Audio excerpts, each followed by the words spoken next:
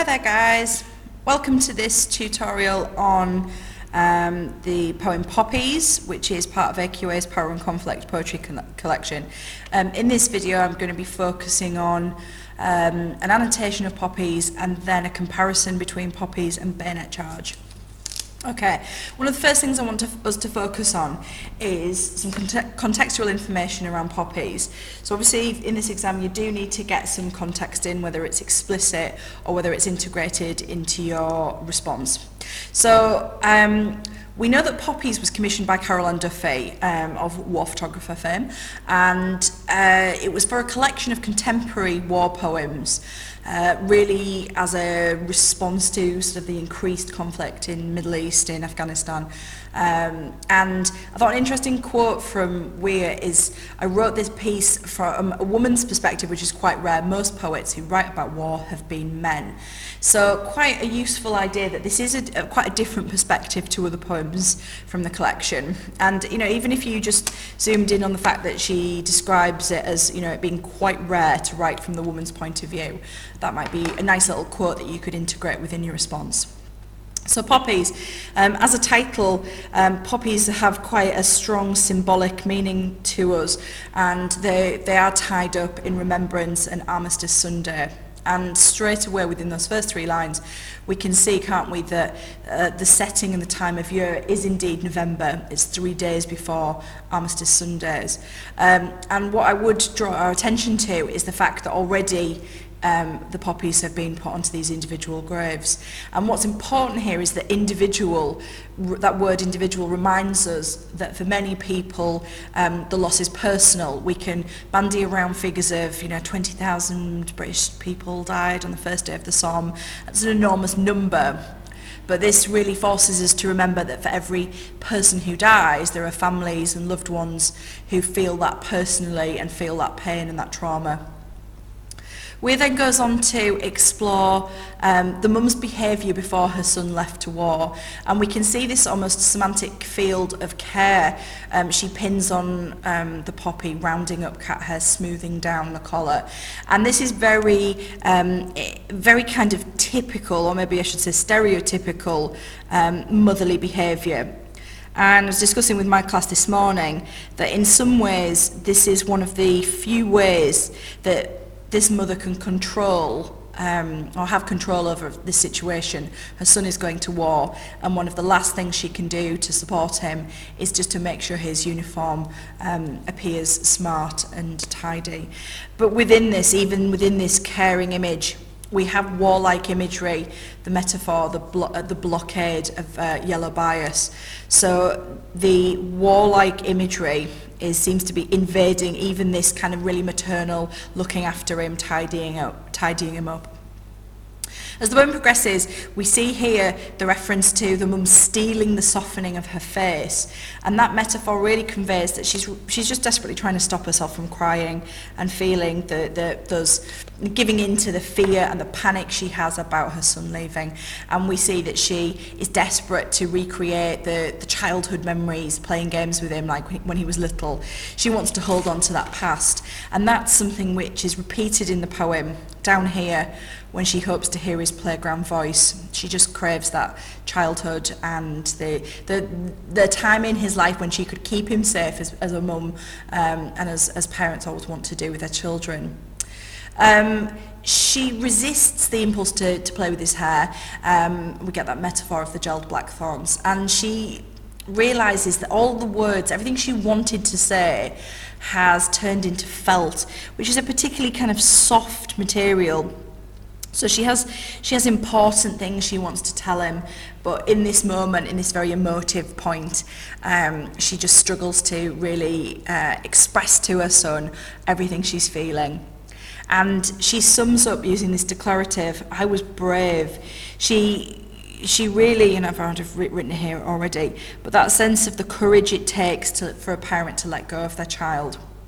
And actually she is proactive. It is her that throws open the door, and to, you know, the idea of it being thrown open, she's giving him the gift of you know, letting him go out into the world. We see here in terms of the son's feelings towards going to war, that this is through this simile of like a treasure chest, that the world feels full of opportunity and excitement. And in fact, we uses this verb intoxicated to show that he's almost drunk on excitement and thrilled with what's going to happen. And we as readers sort of reflect on some of his naivety here, that he believes it's going to be fun and exciting and heroic. And the mum, older and wiser, just sees the danger and the fear of this.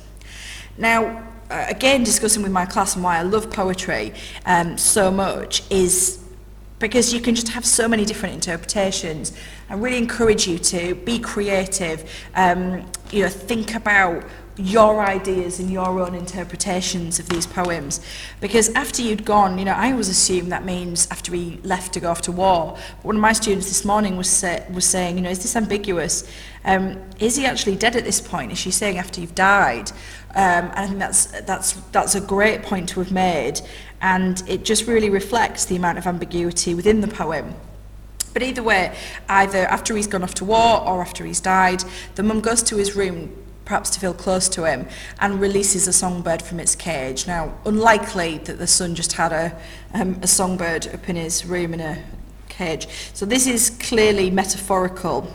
And, is she weeping? Is she at peace? Is this just to represent that she's letting him go? And we then see that this, my class always struggle with this idea of the dove and the bird. Doves are symbolic of peace and also of freedom. And, potentially this is, again, representing letting him go. Whether this is the idea of him, his soul going to heaven, I think it is up to your own interpretation.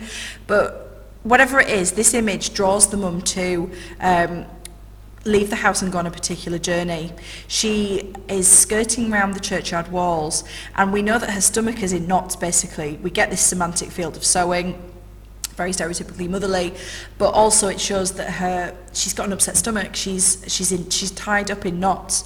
And we know that she's neglecting herself, not taking care of herself. She's gone out in winter without a scarf, without gloves, maybe showing that she doesn't care about these things, perhaps because her grief is so powerful. She approaches the war memorial, and this feels particularly poignant and desperate, because what she does then is she traces the inscriptions, the carved names that are on that memorial, leaning against it like a wishbone. So there's a desperation to feel close to her son here. And as I've said to my class, there's ambiguity here at the end. Is his name now on that war memorial? Is she tracing his name? Is she tracing the names of other soldiers? But they're there as reminders that one day her son may be on that memorial. Is he missing and she just doesn't know what on earth's happened to him? Lots of possibilities. For me, it feels like this is a woman who is grieving and is in distress, and that this tracing over of the name feels like it could be her son's, and that's one of the few ways she has to be close to him. My class and I discussed this morning the sense that we see war memorials with their poppies on, and our eyes are drawn to them, but often we may not even notice they're there, and yet when you look at them, they will have dozens or even hundreds of names of people who've died fighting. And to us that might seem quite detached, but had we lost someone we loved in that situation, in that war, it would seem very important to us, and we would feel a connection to that war memorial.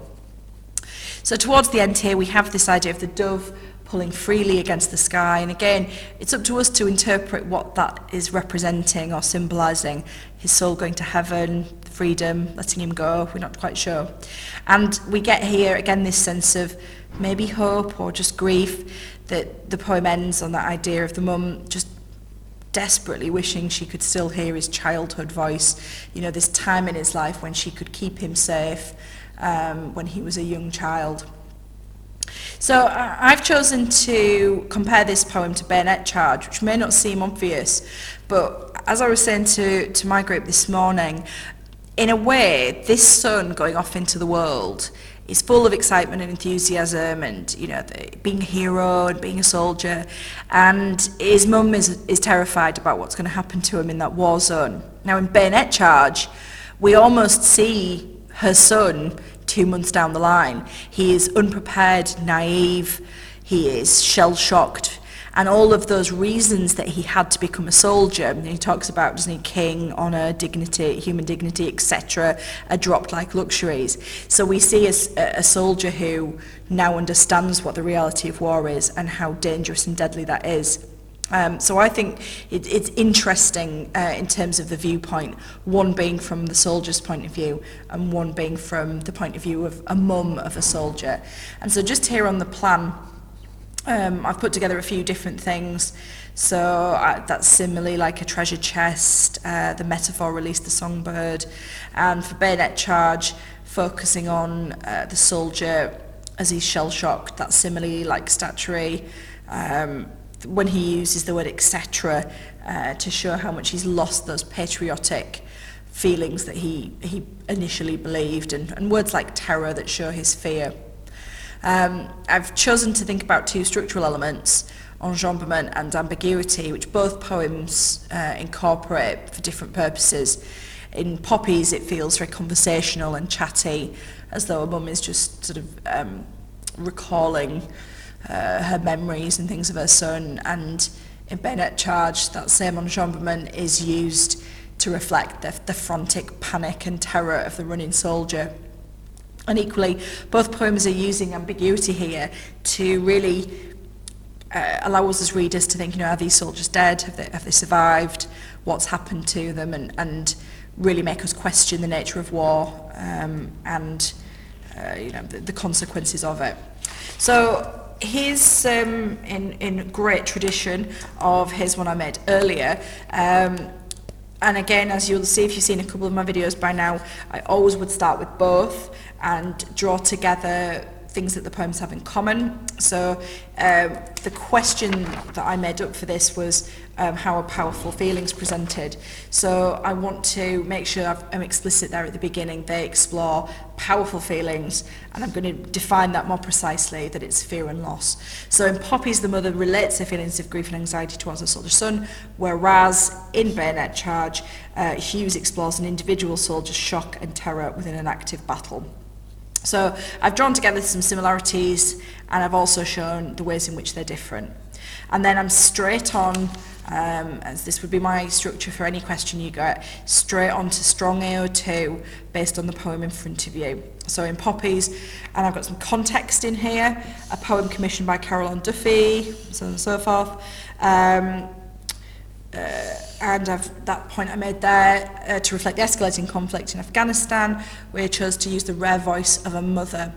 She immediately conveys, so I'm thinking there structurally, you know, what does the poet do straight away? Well, they convey the fear and intense love this parent has through the depiction of her fussing around her son preparing his uniform. She steeled, the softening of my face. The metaphor, some terminology, steeled, so I'm zooming in at word level here. Conveys how close the mum was to crying, and she hardened herself, making sure she was brave, nice embedded quote, enough not to cry. We later uses the metaphor released a songbird from its cage, possibly to show that once her son left, she allowed her powerful feelings of protective love and fear to be released. Whilst her son was struck by excitement and opportunity, intoxicated like a treasure chest, she is terrified for him. So I'm making sure that I'm all the time linking it back to the question and not getting distracted by just generally talking about the poem. And I'm also using one of my 3 favourite P's, possibly, potentially, perhaps, to be more tentative and show possibility. Moving on, because we need to sustain comparison, to make a similarity here to Bayonet Charge. Likewise, Hughes conveys terror.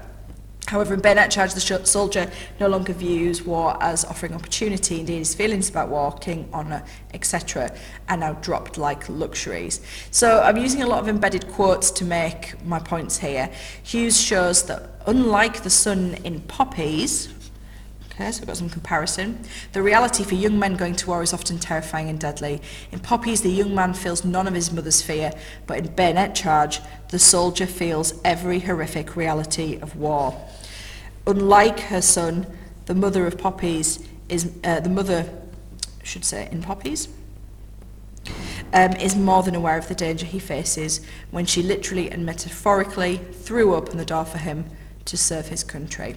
So plenty of technique, plenty of my interpretation, embedded quotes, making comparisons throughout, and just really interpreting what the writers, the poets in this instance, are both trying to do. So this is not a completed response by any means, but if a student could sustain this, keep it going, looking to do roughly 2 to 3 times this amount. This is 1 page, so looking to do 2.5 sides maybe. I would be suggesting that this would be moving towards top marks. Okay, thank you very much for watching.